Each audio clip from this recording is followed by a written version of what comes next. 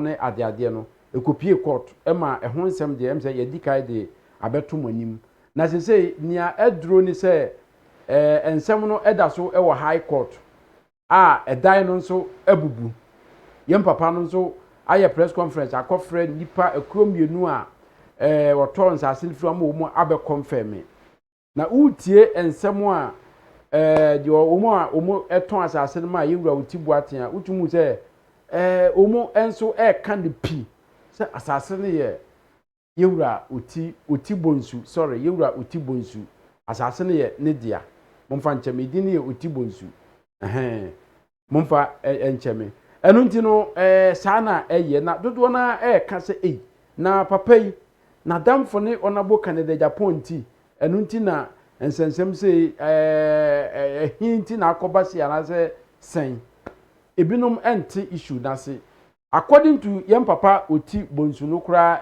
kire se omu asem no kura yes ara omu ko hunu yem ame Samira o man panimfo bi a omu nso ye muslim ko hunu yem ame Samira senka omu hwe se de omu beka asem no ama asem no aye boko sense omu nyina wo party ba kumu enyanom yensi trodo ema 20 yenkotie ensem a press conference no ensem a omu ton asase no ma yewura otibonso no yenkotie ensem a omu kan ye ba ye wo yem papa Nana Poku o Belgium Nana Poku nso nim ensem yi mu yebetie ne nanu disem ana ye wo koko president nso wo ho a ye ne no ebetwetwe nkomo afa ensem yi ho na ye wi a yasan aba yewura koda fra wa free mu no so aduanom odinsem bi atu dwa se ye man wrong medication bi ene ade eno so ye be akɔhwɛ video na wa kyerɛ wadwene afa ho se ewuo bebrebe a ekoso no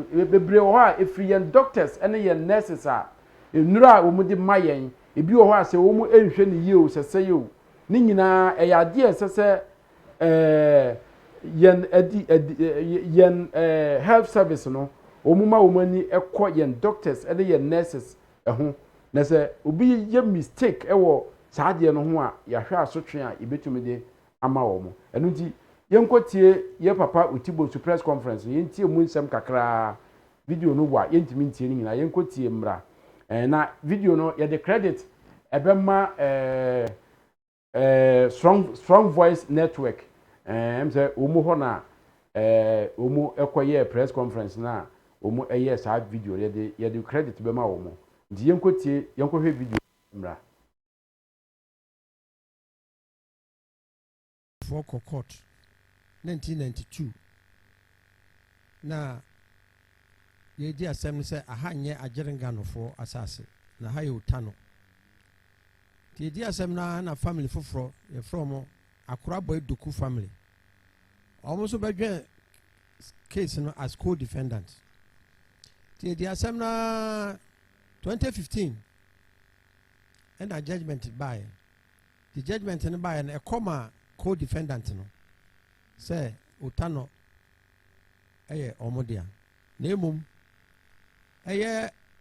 anokwe to aka for no the assembly by no omatena hanum for decades into almost sample on the buy no yenye composite plan now ye more possessional interest our possessional rights enti omo tifiri Akura Boy Doku die no na enti family no eti omo ho ase omo nya eteshifo ntokwa ni omo ntam ndi ko ba say ye betwira ha nyina na fitafo na wa na Mr. Otibo nso aye fenso e wo ho nyina say nipa ye ne dia na wo mra na ye hu ni documents dem say Otibo nso bai e na ode ne tete documents a ye busua no de ama no dadaada ansa na ye court no e de be kire yin ti ye de kwa kire busua fo mpemfo no mo say no kore ye na nanu ma wu nu bi e na sign e ni ma mensa ne agye fie no enti ye ka kire ne say je say yes ama no paper foforo ye kire say abusua na nya judgment na gina tum enti ohu abusua fo no utueska emu odue ema abusua fo no na omusa ma ne krata enti ye ne abusua no any police the try petition call headquarters no my police in a bit 2 feet of phone in free assassin e ma otubo nso say onye na adwuma nti ogusu onye na adwuma e de nim say asase no enye obi ade a eye anoko ye ntoaka ne akora bodoku ene wotumi e wo so ena omsa botu botu so ehu say akora bodoku fo atima ye tate no osa ko hu wo mo esa age krata afoforo efiri akora bodoku fo nti asam ni tenteni ni tia wo nyina ne say asase e gina so yi Ghana ha baby a records nyina wo eye lands commission ukọ lands commission kwa ye searcher aha asase no eye anoko ye ntoaka ukọ line title akora bodoku ewo title ho the say busuami ni ya ye court ye judgment tia agere Ghana fo no ye na aha ye dia aha nye upon we for asase ye no mbohye ye be nu ha enti kakra meka nyina ne say asase we ya edema otibo nsu no eye dia ene edema no owo nkrata nyina kire say eye dia na court no ewo tema ye de koma ye ne akasa ye lawyer aye Farouk Saidu Alaji ya odi anim ene ye judgment no asem no tu kwa chai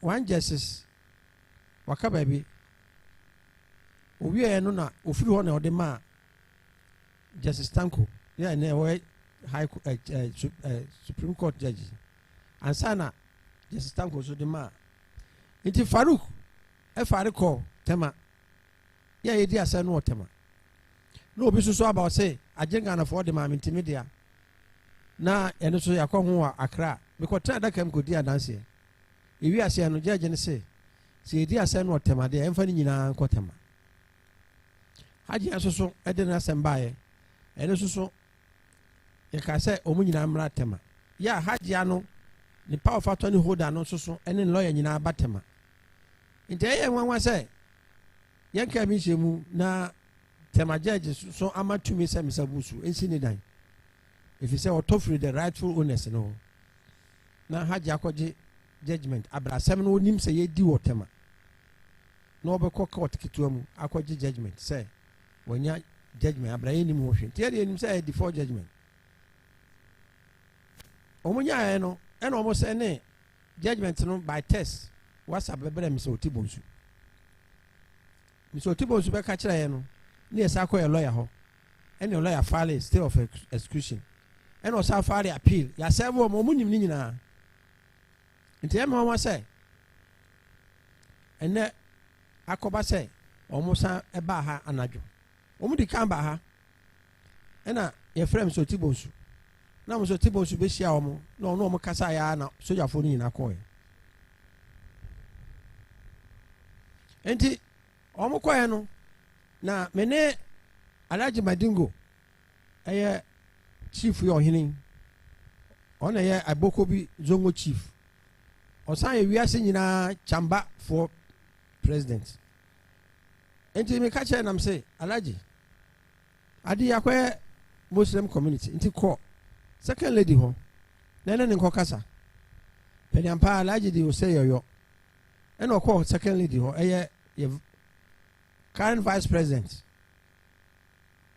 Bamwane ne Dr. Bamwane yere ti Alhaji ko ye no ena one ne yere ko hia edi hu komo na de Samira ne Alhaji meeting no ekosi ye no Mr. Kusi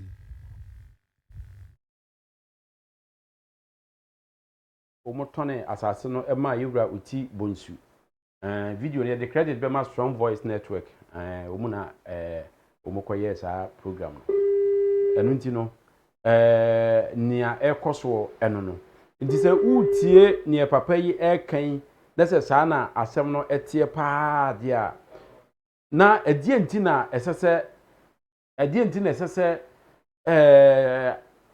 nipa no omutimi kobubu edan no yo se wutie de papa yi e kan yi pa e enti na sese omutumi ekobubu edai no yo koko president e wo ahoma no so ono so o kumase so saa na ekoso ana asesen koko ye mo akwa ababa o man channel so nyame adumo boko se kumase boko beto nka pa ye clear se kumase boko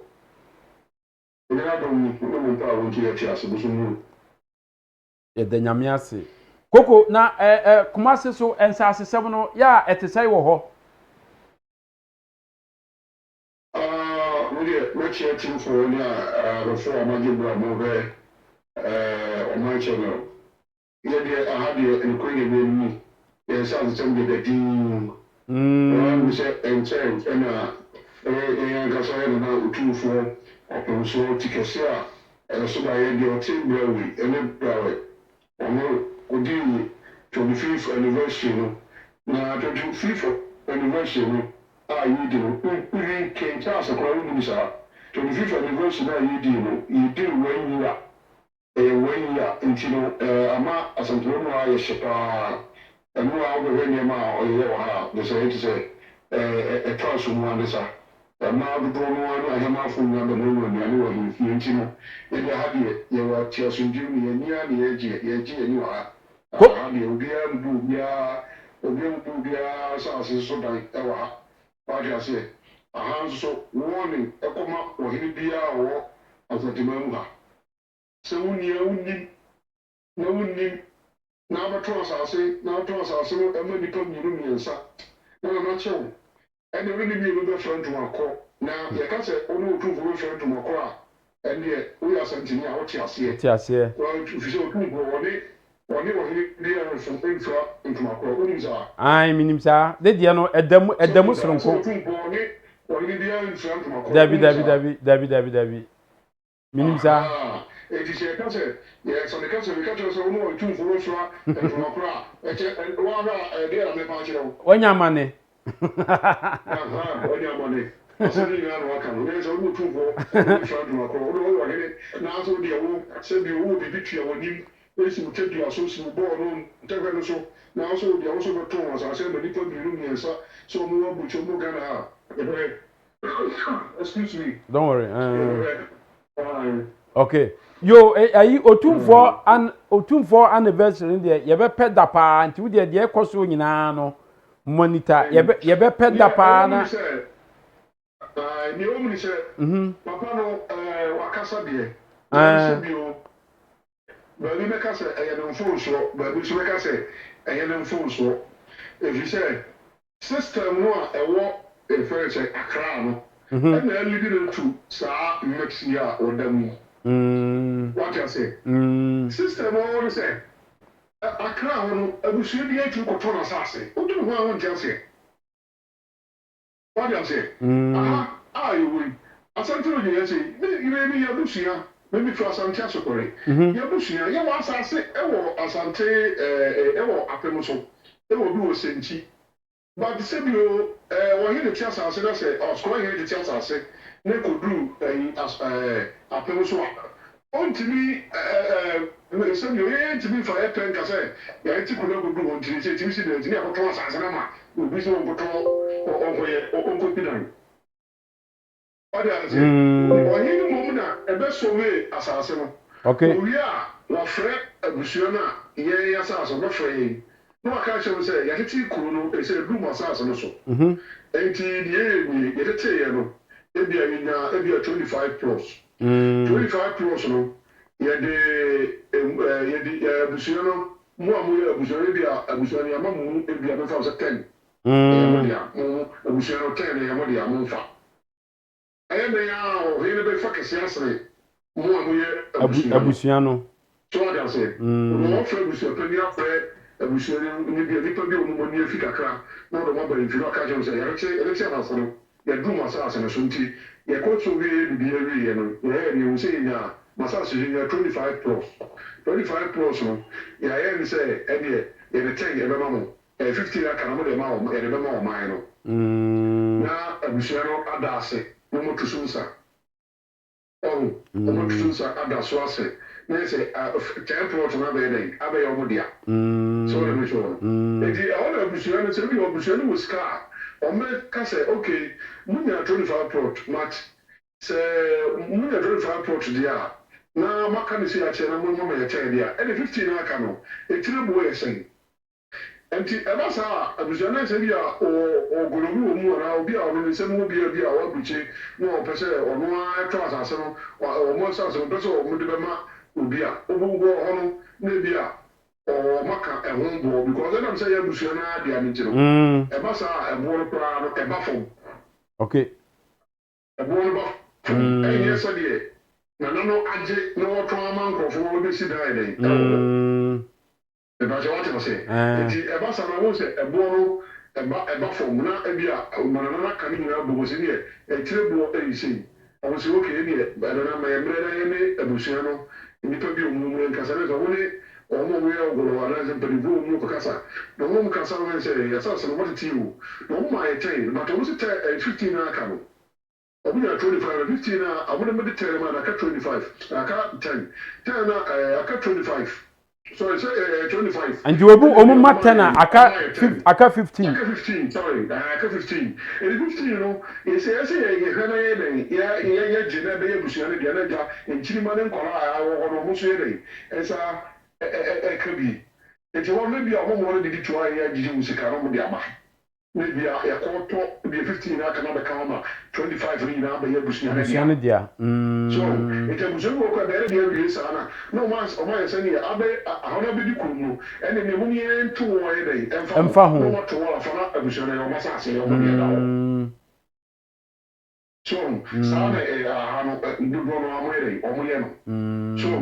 eti te sɛ wohwɛ fɛnsɛ nkraho de ne nte saa nkraho deɛ no akɔyɛ sɛ like yɛwɔ gamancha wɔhwɛ eastern wɔ yɛwɔ gamancha ɔwɔ central hill yɛwɔ gamancha ɔwɔ sprinters road yɛwɔ gamancha ɔwɔ yɛfrɛ ne sɛ ɔwɔ osu yɛwɔ gamancha ɔte po ho yɛwɔ gamancha ɔhwɛ wiem yɛwɔ gamancha ɔhwɛ hwanhwan nso te sɛ gamancha no bebree kwa nɛsɛ gamancha no wɔkɔtɔn asase no gamancha no kɔtɔn asase wei na ɔbɛsɛ na gamancha ho fo aba nti gamancha ho fo no ba ya ɛnkyɛ na busua no asase no ɔmo de anenam sɛ ɛtete ɛhɔ no yɛ kuro no yɛte ɛhɔ no yɛamfrɛ ɔmo na ɔmo anyɛ saa negotiation no na ɔmo nso di made sɛ ɛno so ne sɛ ɔmotwa sika bi sɛ ma wei papa yi deɛ ato ne ɔkɔtɔ firi abusua no hɔ nti wobɛhwɛ no na ɔkɔtɔ firi abusua no hɔ no na gamancha bi nso ɔno so hwɛ hɔ no ɛnso kyerɛ sɛ ɛhɔ no yɛ ne dea na ɔno fa kra ma obi na gamancha no nso ɔno no yɛ ɔhene no nti no nnipa no nso huru sɛ ne krataa no value because ɔno na ɔtɔ firi ɔhene no hɔ ɛna ɔhene no stamp polisi no ma ne krataa enti wɔwɔ no a wɔsi wotɔ firi abusua no abusua no bɛyɛ dɛ ama ɔhene krataa abusua no ti ma ɔhene krataa because abusua no bi access to ɔhene no ne stamp no ne signature ɛne ne nneɛma bi wɔ a wɔnya eti sɛ wotɔ firi abusua no hɔ a abusua no ebi baabi a sɛ abusua no yɛ sɛ tɔn asase ebi baabi a na sesi a woka wɔsɛ ɔhene yes me to ase o sesi a woka mo wode mo de yɛ example yi sɛ ekoba sɛ asas de na woka ho asɛm sesi yi ekoba sɛ sa abedi abusua no hɔ a sɛ abusua no pɛ sɛ omu ntɔn a omu betimi atɔn na sɛ wɔkyerɛ sɛ ekoba sɛ ebia na ɔmo so ɔhene frɛ wɔn ɛne mo negotiation sɛ na bɛmɛ te sɛ deɛ woka ya ɛna oyi asase no ma wɔn mo sɛ ɔhene ɛyɛ negotiation oyi asase no ma wɔn ɔhene bɛ ma wɔn letterhead like ɔbɛma wɔn letterhead ɛna sɛ kbc biara ma ɔbɛma ɔhene so wia ɛhu sɛ ɔnana ɔyɛ asase no a oyi yɛ de ma yɛ no yɛ pɔn bi sɛ ayɛ dɛ ama nipa so asi ana ebi sɛ ebi mmienu ɔbɛyɛ nipa so asi bia na ɔyɛ so wia no ayɛ ayi hɔ no nko ara de ama nipa na yɛde ama no but nipa no nsa amagye based on negotiation no ɔhene ayɛ na mo ɔhene letterhead nti no mo de ɔhene letterhead no mo bɛto nipa no deɛ no so No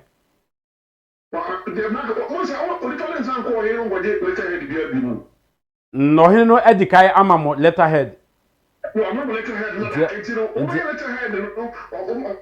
Letterhead no photocopy. Now or their side plan or the amount say based on hearing some of the amount is or the one I am into the TV. It will be about which channel was up our letterhead. I was so. What Papa was one more.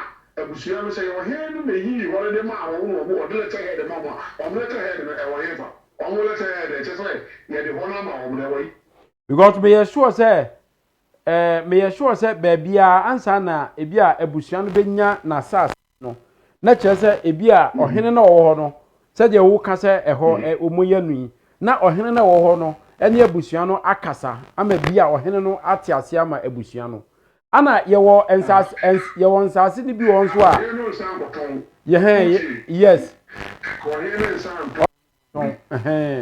ana ye wo ensase ni bi so e wo ho no ma se ebusua bi kura dia no ma ye ho dia ne a se ebusua no ho a ohene no pese eduom enti se de we no we document no ho ohene no ho emo ohene no so eye dey esan ema edimu nya sa ebusua no kwa we no omu de ma wa na ohene no manfa nkwa ma ohene no so ansan a na chese eni mu no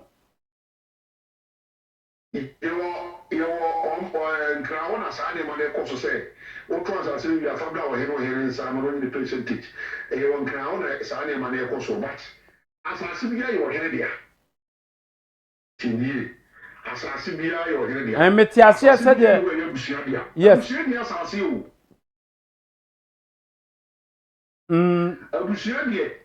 As I said, what is so about so did you so? Every hour so full. We are so full did you. But do see a clear car as I said, I see there. And no, in your way, you were Juma, and you were in Juma. And that is your head. And you know, and you be a back so as or Heno ehunu. Sir, so say, and you were here, and a day as I said, Emma. And why be the amount or any cracker, the world free so the world woo cracker letterhead or the mouth on their way. Away. Why to be approved this other money there? I'm sorry, then oh dear bro. I will see then only chance to be as I'm trying as a movie. Almost that you were here a transaction. And one was that baby uncle Nimbra. Once what to me a ton assassin amount ho document I would ya call lance acquire ho bibia ne de I think say eno ano no I think say eno ano no sentina enipa foforo ana omo so asa akoton asa on say ebi o enipa foforo assassin no e ma o so ma to ama o sebio adwene ye adwuma bibia da ne kwan papa yi adwene ye adwuma bibia da ne kwan mu a ade na so ye se so collance na ko checking se saje ni nyina waye ne kwan so eno ano no saje ni nyina papa ne chese waye watu hu anamo aye sa ne ni nyina so no wose watu hu anamo aye sa ne ni nyina enti no other part na wono so e ka se wono so ato no na chese akoye ndi na chese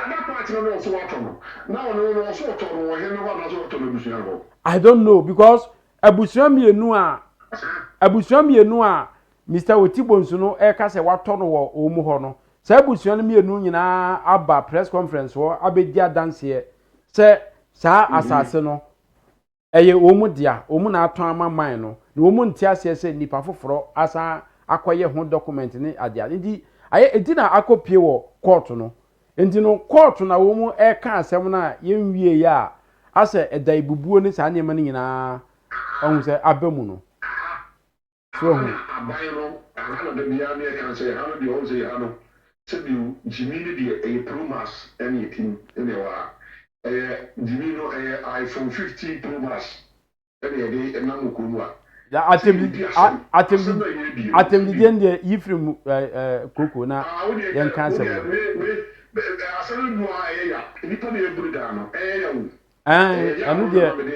enu de ya we can see di asem so bi we di asem ye wi na nipa de se neti nye di budoza ni ni wakoko bi pa da na wo to enu na ye asem ni nye na se nipa de foro kra na wo ti nipa de kwa negotiation bi nipa de sika bi kra ka wo twa wa de ma e na se ko bu da le tu enu na ye ka se enipa no hwe a ede anyina so na onya ye ede etumi na osusu se owo a enti saade ne tumi e happen every can say over be a sunny free say your mo bo say you your mom panya be di chiri ne yere enia a e fe na bu ma da ye ko di e wa asem we say mu na me e bu say wa ye din a chere do e wo se ka ba na anko ba ye de obekasa yes keso na what you say asem no ko eni ko me ko minimum we ana minimum bibia ana nia na me so ma nipa no na say wo ye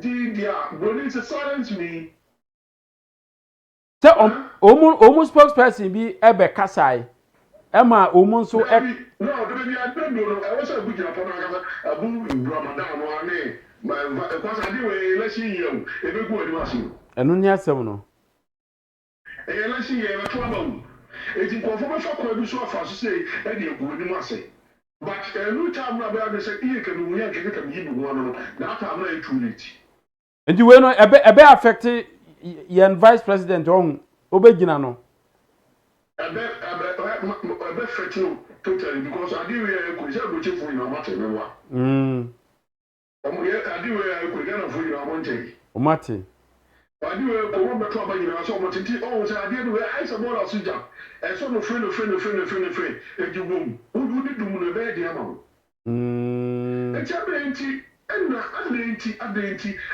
da abu ramadan on kasaye na vice so na yere so want to be frustrated we am out and the car say me say some more come out no me ni mo we yes am asem no aye no kwese ampa omo na yes ade me dem o ju so be kasa me nyi ntum so omo na e hase but so kasa na e clear sa ne man nkofo ye dey e hu say bibia sa ye dey eni wo bibia sa so but so we di na me quite sa na nkofo e kasa mo na mo yes ade we na wa me ka ho say we do ba bi no na fe wo yi mo no ba bi an dey e ti so mo kasa yeah omo so de omo enchire mo ba because I say amanfo obo omu din say to me nti ni ade but man say your pay Agyapong can say man na say Agyapong ka o ma stadium what is Agyapong ma stadium you afa ho da bi say kan Agyapong de ontumi onu de say oni hwe ka e wo ho man na say e fight man no o so de Agyapong na I say omu ye namfo keke omu ye namfo keke oh okay okay omu ye namfo keke family no ebekasa friends se me ba omia omia be ma na so bekasa na ni twem yeah but say the make no once again no nkranko na sa de ma BBC Kumasi ha iti die oh there be ade entumi si bitimi ya na de so be sa de ni gwa na ya wa de so be du ade a nano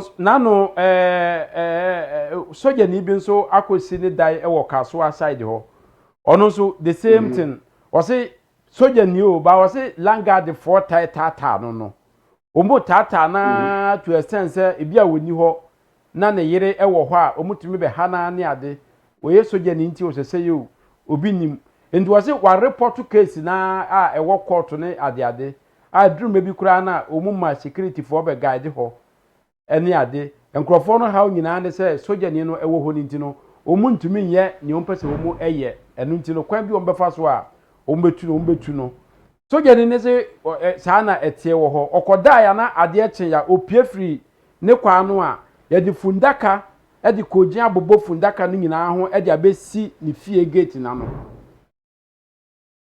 anu wo se enu ntino e ba sa na ofre assemblyman ana assemblyman ba e wo mu se ma opie Omuma no call them ma omo be ye amamre bi ene niema bi ewo ho ansa na omo be ye amamre no ne bibia wie na ansa na omutumi apagya adaka na kɔ ba bi akɔhye no ene ade u susu se aban no esese ono so de ne nan esi form because aha landguard for no ye niema too much I ma ensase ho nsɛm no aban no so enim nia ekoso u say edienti na ase enhwe ha bi abemache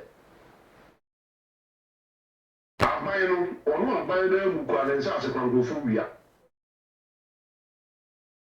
ono aban no ono ne nsase kwa gofu ewia ono ne aban na gofu wia ono diamu kwa edi se ye na wo de wie no no se ye ni kro turu gofu nsu no eti ko tire so tua enwanwa kura enwanwa gofu nsu no mu nti wo sebio wo ye abuche wote Ghana ha tumufo mere especially ye ni no bi ko mo ya sande fo no wo sika bra be si Ghana bi si kumase ha aha de wuti wo so mu wana wo akra wana office nkra wa fo wa bra be che kumase antesa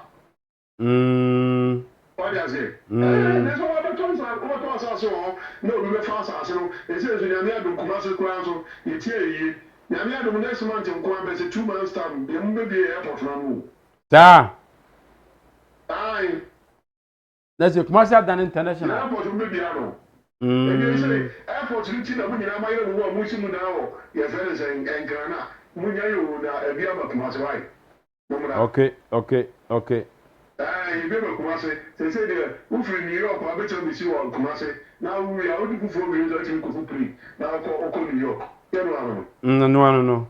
Yo Coco, ma. Aha.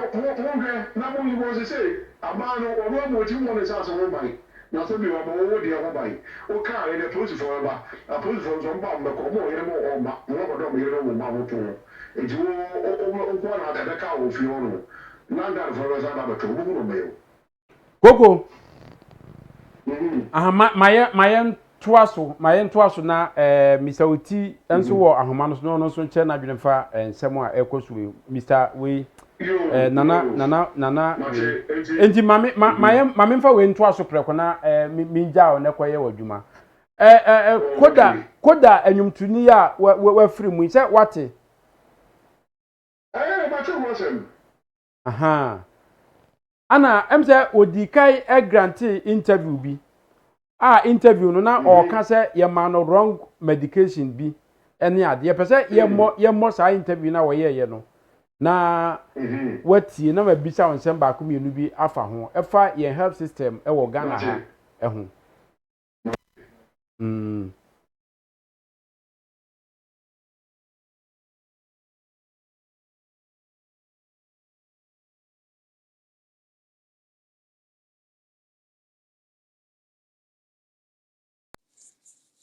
Yes, there's a lot of either here or there or here or there.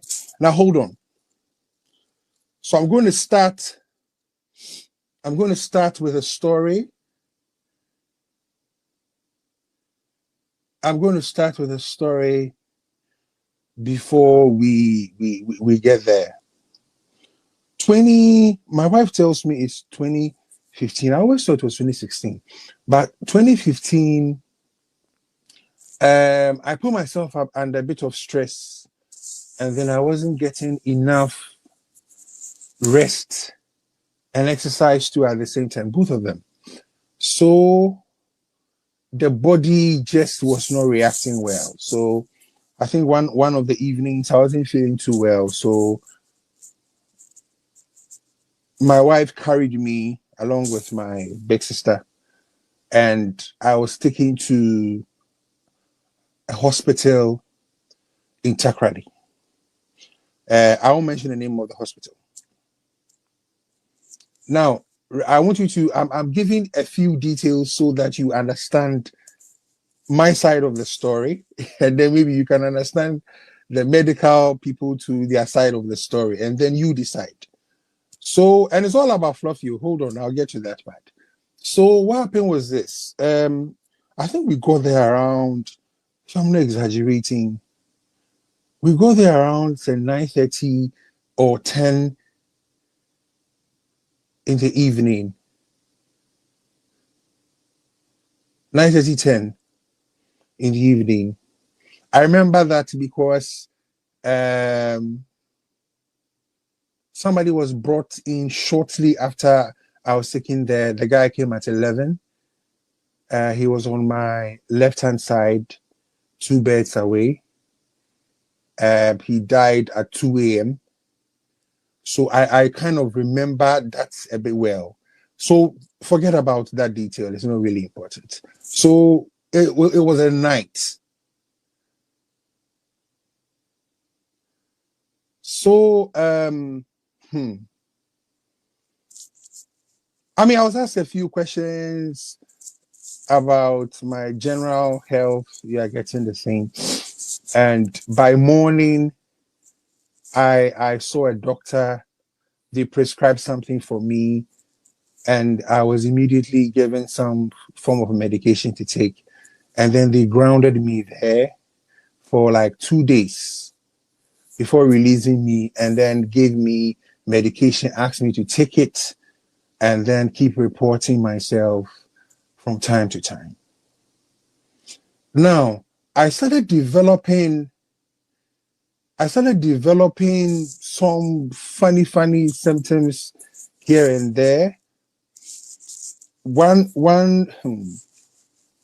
you let me cut that part two out. So let's say I developed a few symptoms here and there over time, and I noticed something was not right.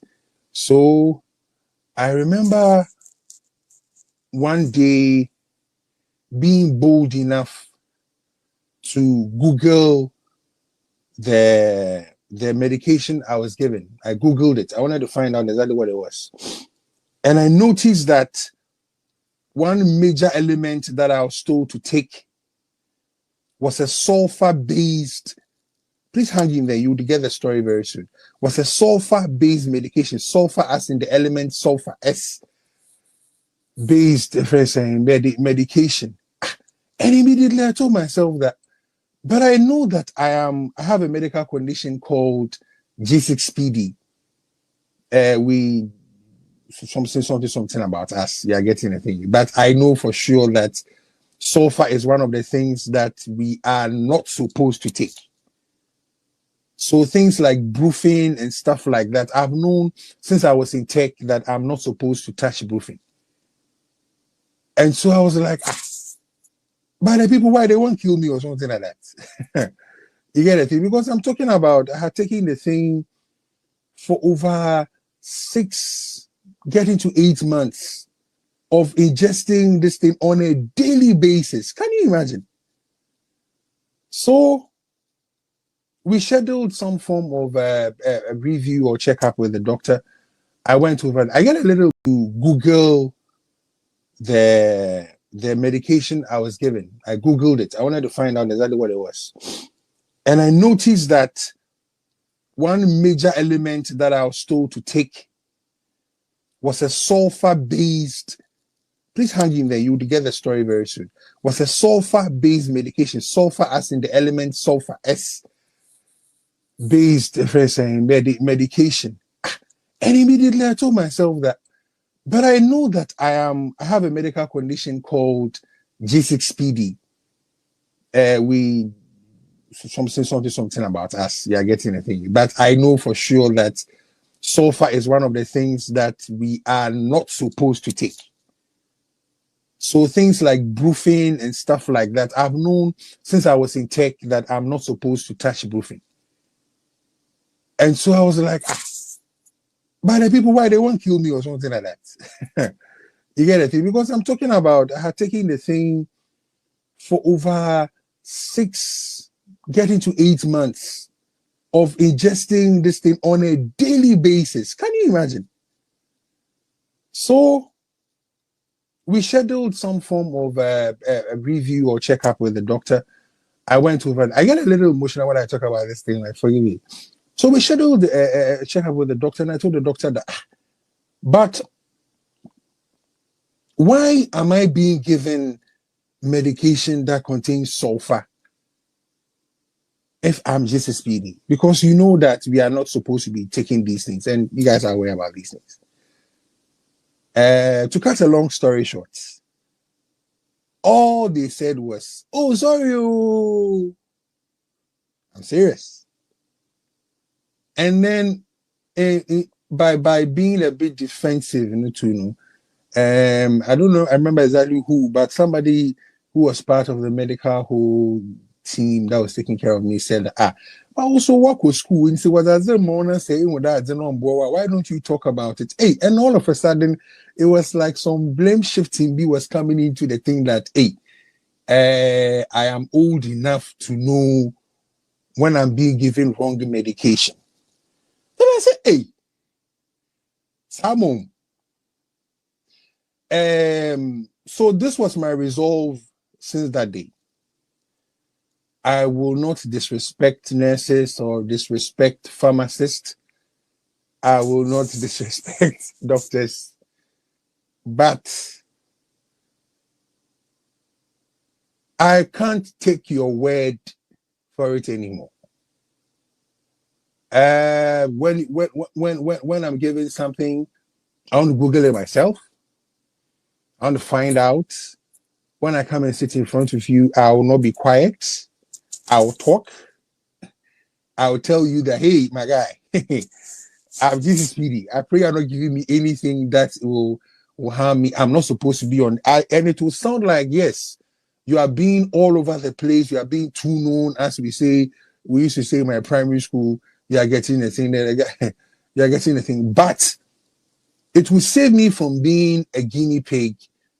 Sorry for the use of the word pig came up. Oh, that's nice.